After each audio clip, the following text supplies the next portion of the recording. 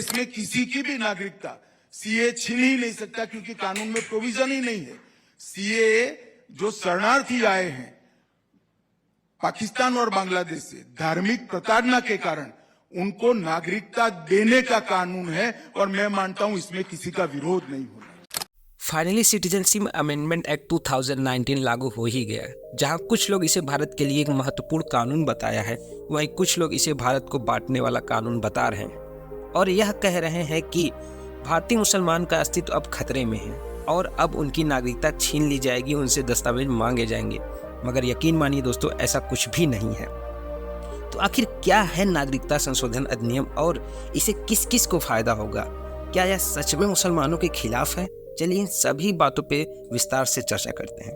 दोस्तों, जैसा कि हमने बताया था कि केंद्र सरकार ने 11 मार्च 2024 को एक अधिसूचना लाकर CAA को लागू कर दिया। इसके तहत बांग्लादेश, अफगानिस्तान, पाकिस्तान से आए जैन, बौद्ध, हिंदू, पारसी, ईसाई लोगों को भारत की नागरिकता देने का रास्ता साफ हो गया है। सरकार का कहना है कि ऐसे गैर मुस्लिम जिनका इन देशों में धर्म के नाम पर उत्पीड़न हुआ है, उनको राहत देना है। इस कानून के तहत ऐसा कोई भी गैर मुस्लिम जो 31 दिसंबर 2014 से पहले भारत आया, वह इस पोर्टल पे जाकर नागरिकता के लिए अप्लाई कर सकता है। आपको बता दें कि भारत और पाकिस्तान बनने के बाद लियाकत अली और जवाहरलाल नेहरू के बीच समझौता हुआ था कि वह अपने देश में रह रहे अल्पसंख्यकों का सपोर्ट और सुरक्षा देंगे। तो आज का मुद्दा है कि क्या CAA मुसलमानों के खिलाफ है?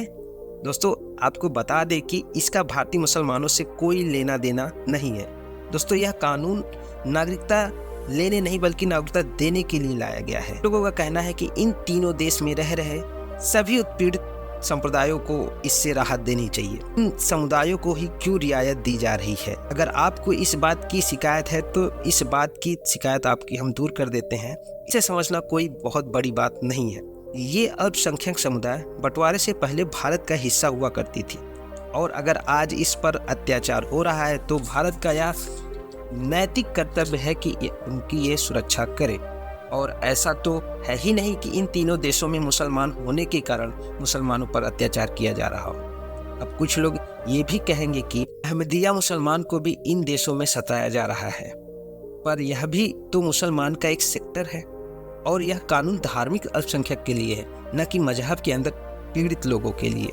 अब कुछ लोग का ये भी कह रहे हैं कि जब धर्म के नाम पर 1947 में पाकिस्तान व 1971 में बांग्लादेश, पहले ही दो नए देश मजहब के नाम पे बन गए हैं, तो अब अगर हम इन्हें नागरिकता देंगे तो भारत ने आखिर बंटवारा सहा ही क्यों? बताइए। एक सवाल यह भी पूछा जा रहा है कि ऐसा कानून क्या भारत में पहली बार लाया गया है? तो नहीं, ऐसे पहले 2 कानून और आ चुके हैं। पहला कानून 1950 में जब नेहरू जी प्रधानमंत्री थे तब आया था। उसका नाम था द इमिग्रेंट एक्ट। इस कानून को लाने के 2 मकसद थे। पहला था असम में घुसपैठियों को पहचान कर उन्हें देश से बाहर करना। दूसरा था कि ऐसे सिख और हिंदुओं की पहचान कर भारत की नागरिकता देना जिनका पाकिस्तान में उत्पीड़न हुआ है। इसके बाद वाजपेयी जी की सरकार ने गुजरात व राजस्थान सरकार को कहा था कि पाकिस्तान से पीड़ित हिंदू और सिखों को भारत की नागरिकता दें। आपको बता दें कि पात्र व्यक्ति पोर्टल के माध्यम से नागरिकता के लिए अप्लाई कर सकता है। खबर आने के बाद पश्चिम बंगाल की बथुआ संप्रदाय की खुशी का ठिकाना ही नहीं रहा और वहीं पूरे देश में खुशी का माहौल है। दोस्तों, 2019 में जब यह कानून आया था तो पूरे देश में लोग बिना समझे इस कानून को एंटी मुस्लिम बताया और सांप्रदायिक दंगे भी हुए, जिसमें करीब 100 लोगों की मौत हो गई। इसके बाद सबसे ज़्यादा नुकसान उन नॉन मुस्लिम का हुआ जो नागरिकता के लिए प्रतीक्षा कर रहे थे। दोस्तों, वैसे तो सभी देशों में सभी संप्रदाय के लोग रहते हैं, लेकिन सिख, हिंदू, जैन, पारसी, इनका असली घर भारत ही है। जब पाकिस्तान में आए दिन हिंदू लड़कियों का रेप किया जा रहा है और वह भारत से सोशल मीडिया के थ्रू मदद की मांग कर रहे हैं, तो क्या भारत उनकी मदद ना करे? आज भारत विश्व गुरु बनने की कगार पे खड़ा है। यह कानून भारत के लिए एक महत्वपूर्ण कानून है और यह ऐतिहासिक कानून भी है। पूरे भारतीयों को इसका स्वागत करना चाहिए। तो इस वीडियो में इतना ही, मिलते हैं नेक्स्ट वीडियो में, तब तक के लिए जय हिंद।